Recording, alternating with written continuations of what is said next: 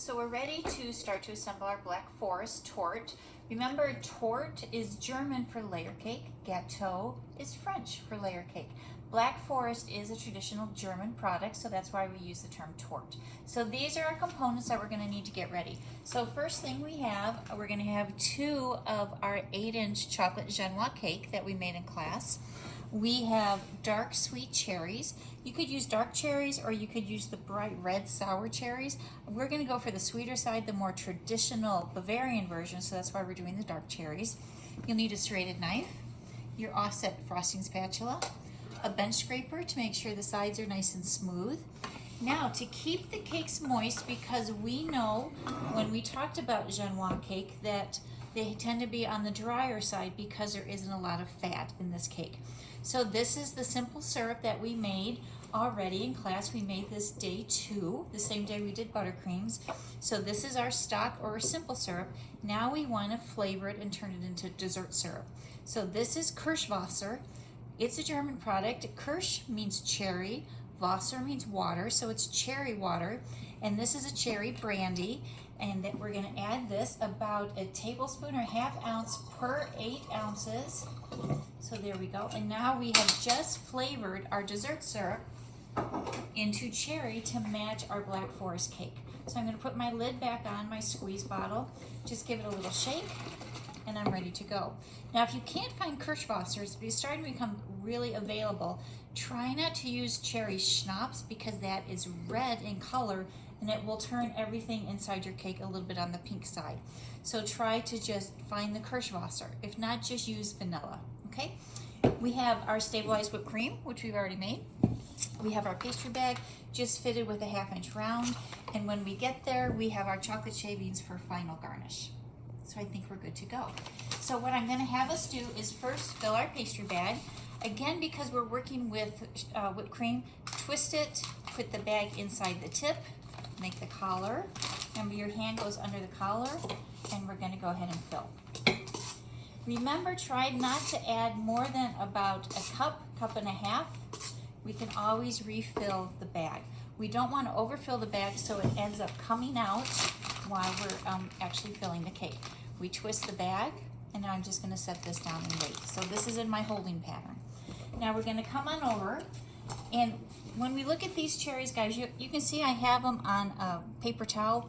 What we need to do is these cherries come in frozen. They also come in canned, but you need to rinse them and then put them on a paper towel because look at how much moisture is coming off. And I've already swapped out the paper towel twice.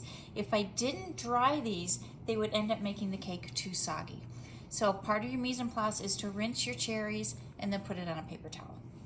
So we're ready to cut our chiffon cake in half. We didn't really do this in Baking Fundamentals 2 at all. So with a serrated knife, I'm going to take it and just meet it halfway through the cake. I'm going to do a sawing motion about 1 inch in, and my left hand, because I'm right-handed, is going to go on the top of the cake. And look, my knife is not moving at all, but I'm using the turntable to spin. This is how we get nice level cuts. I'm all the way around the cake, and so I'm just going to go a little bit faster, making sure my knife is all the way through. Because this isn't a high-fat cake, it can tear very easily. So I'm going to take another cardboard cake round, just lift up this edge a little bit, slide it in, and then lift up. The key to doing this is to handle this cake as little as possible with your hands. So we always kind of want to use these cake boards as our guide. Now for a beautiful traditional Black Forest Torte, we need 4 layers of cake. So I have my second layer here, and I'm going to do the exact same thing. I'm going to line up my serrated knife halfway. Sawing motion, I go just about 1 inch in. Can you shoot from the top so you can see just how far in my knife is? Not too far. And now my knife is never moving, but the cake board is. And again, I go all the way around. Now a lot of students ask, why can't I just use fishing line? Fishing line is okay for a high-fat cake, but for a low-fat cake, it will just end up tearing, and the cake almost accordions in a little bit. So you don't get a very defined cut when you use fishing line. So your serrated knife is the best. Again, I'm going to take this, lift it up, slide it in, and I'm ready to go, guys. So I have my 4 layers of cake. Now we need to be a little bit on the careful side because we're working with chocolate cake and a white frosting. So you know what that means? It means crumbs in the whipped cream, and then it doesn't make for a very professional looking cake.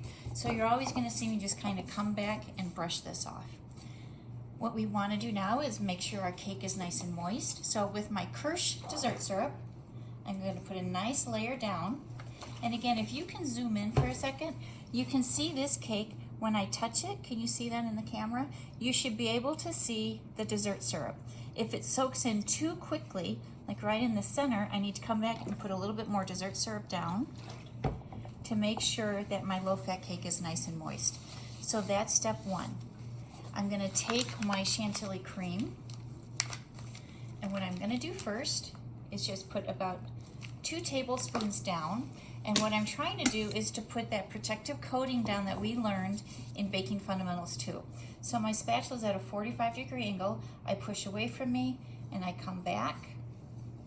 And again, my spatula is never really moving the same spot from the same spot. The turntable is doing all the work for me.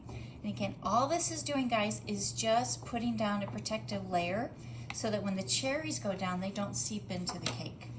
Now what I want to do is protect the cherries from sliding too much, so I'm going to pipe some borders. So I'm going to pipe a 1/2 inch off of my bottom layer. And you can see I've left myself a little bit of gap because as I start to stack, this whipped cream will push its way to the edge. I'm going to come in, pipe another one, and pipe another one. So what I've done is I've just created a little area for my cherries to sit, and this will keep them from sliding into the cake. This will also make sure, instead of just randomly placing the cherries, every slice that a customer will get will have a couple little rows of cherries in them, because cherry and chocolate is what they're really paying for. Now the term Black Forest means just one of 3 things. It has to have chocolate, it has to have whipped cream, and it has to have cherries in it. So if you were to order a Black Forest sundae, it could be chocolate ice cream, it could be a cherry sauce, and then it could just have the whipped cream on it. A Black Forest crepe would be a chocolate crepe, cherry filling, and then whipped cream on it. So as long as it has those 3 components, it can technically be labeled Black Forest. It doesn't have to be just cake.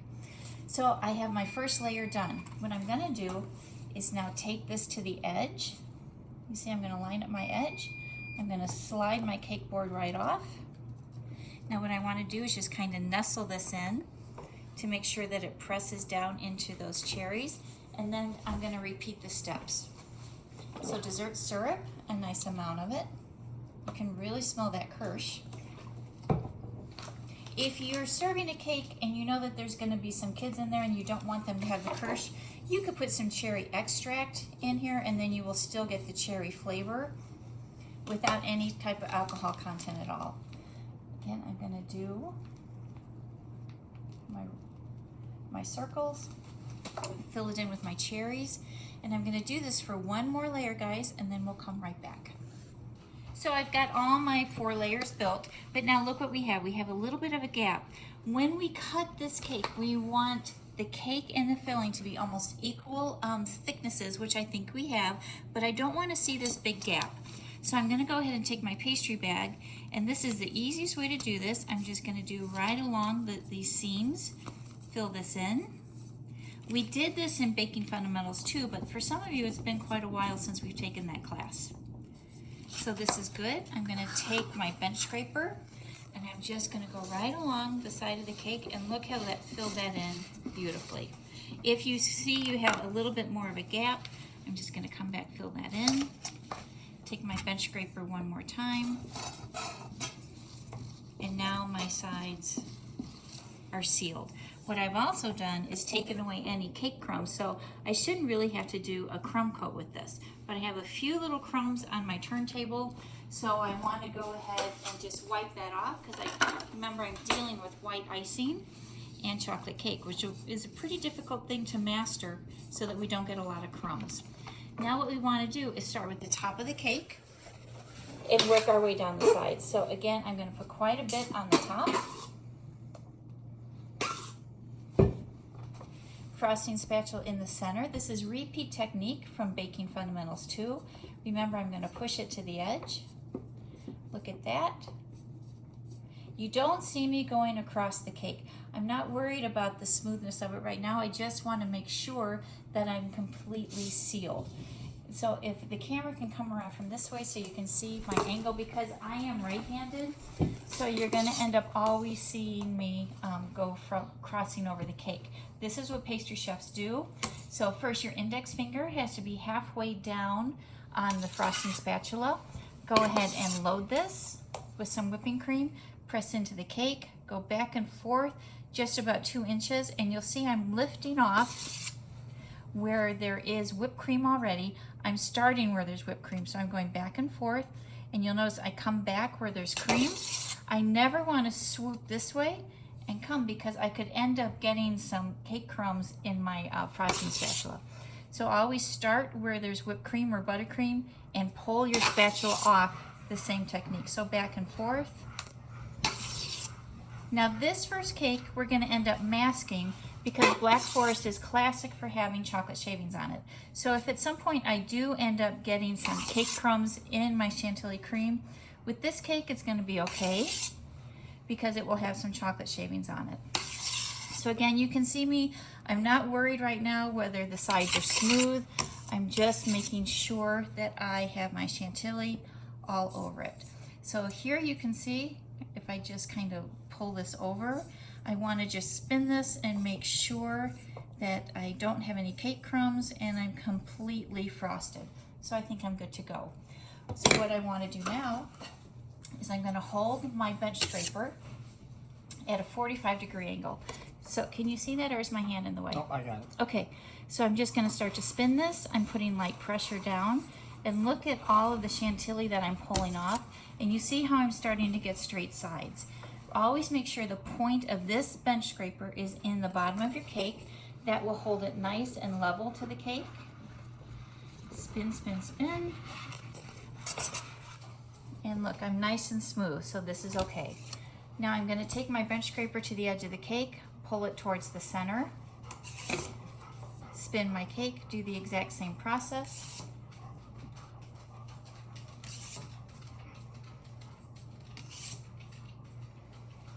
Make sure I'm level.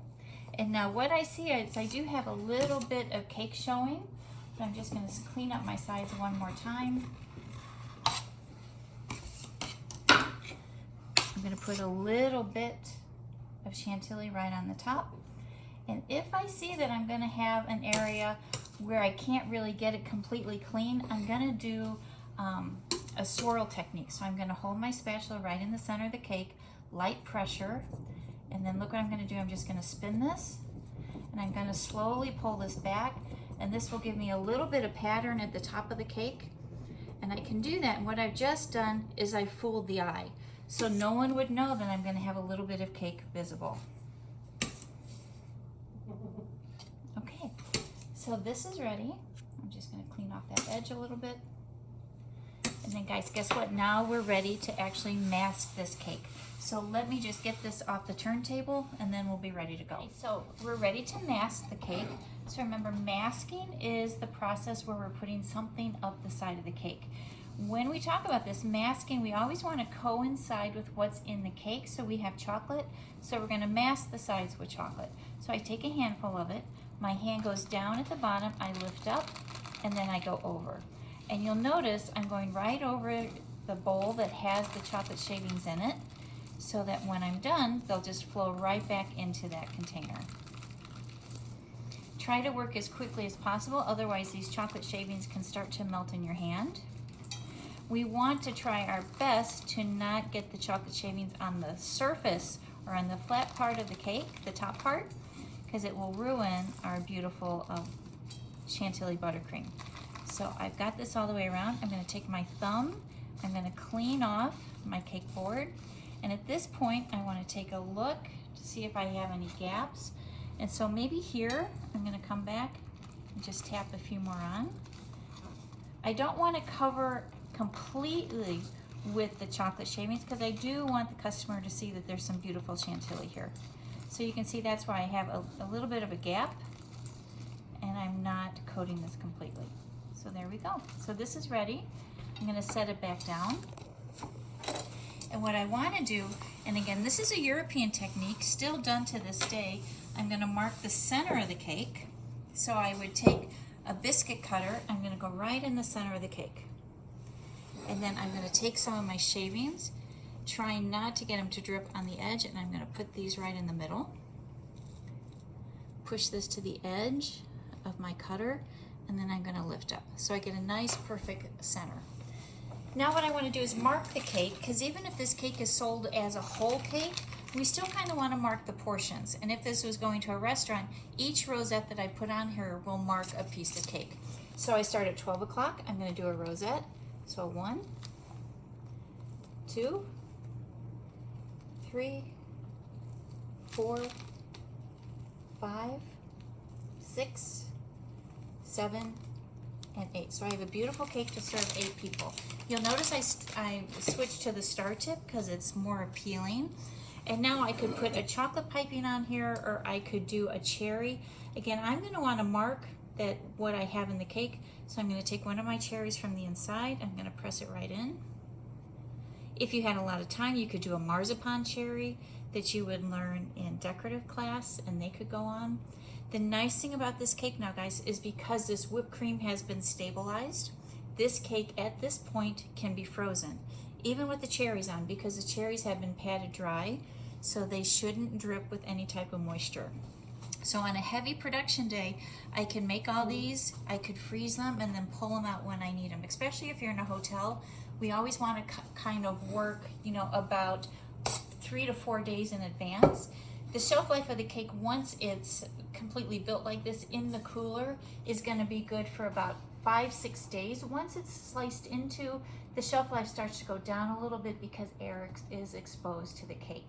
So this is our Black Forest. Remember, Black Forest has 3 components. It has to have chocolate, it has to have cherry, and it has to have whipped cream in it. So this was my 4-layer cake. I split my 2 layers each in half, so I got 4 layers. It has the Kirsch dessert syrup. Remember, Kirsch is cherry. That went on every layer. I had my base foundation of a little whipped cream, and then I piped my circles of whipped cream, filled in with the cherries. I did that for all 4 layers. I did a little bit of crumb coating. I filled in any gaps that I had in my sides with the whipped cream. I took my bench scraper, I went along the edge to make sure it was nice and flat. And if you look at my cake, the sides are perfectly straight, the top is flat. That's what we want for a professional European style cake. I went ahead and I frosted the whole thing with my stabilized chantilly, and then I sectioned it off into my 8 portions, and I went ahead and I did some masking with my chocolate shavings. So guys, this is our Black Forest, and we'll be doing this in class. Okay, thanks.